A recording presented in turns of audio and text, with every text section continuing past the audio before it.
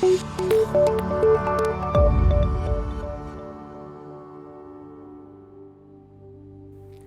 my name is Alison Gill and welcome back to my next clip about psychological positive interventions to improve our well-being.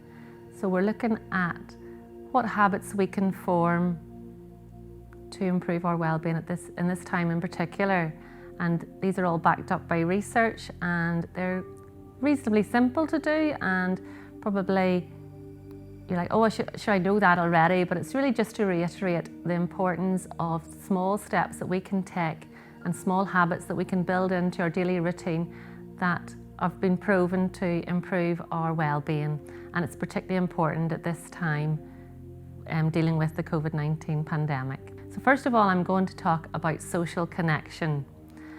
So whenever we feel vulnerable, whenever we get some perhaps news that we don't really like or something worries us a wee bit, the first thing we do is we reach out to somebody, we call somebody, we make that telephone call, we grab a coffee with someone and we share that bit of information. It makes us feel better. We're social creatures.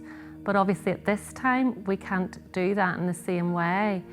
And that can be difficult for us. So we have to be creative and inventive and think of other ways to keep that social connection.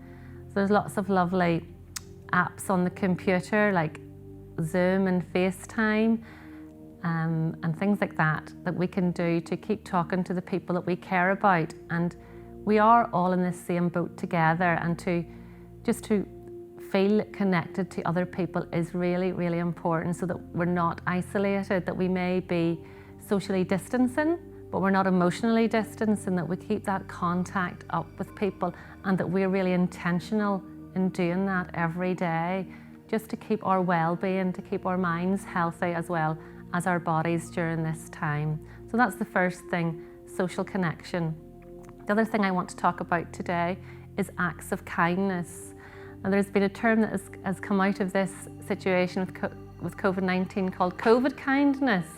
And there are examples on the internet, if you Google it, of extraordinarily things that people have done to strangers to show that they're kind. And that has a really uplifting effect on our spirits if we are kind to other people. And it's really a win-win situation. So the other person that we're being kind to feels good and we feel good as well. Actually, research has shown that if we, say for example, we have £5 and we feel, oh, I want to treat myself, perhaps to a coffee and a bun. If we use that money and we treat somebody else, so say we're in the coffee queue, I know we're not doing that at the moment, but this is just an example. If we're in the coffee queue and we pay for the person behind us, their coffee, that random act of kindness, that boosts our well-being more than just treating ourselves.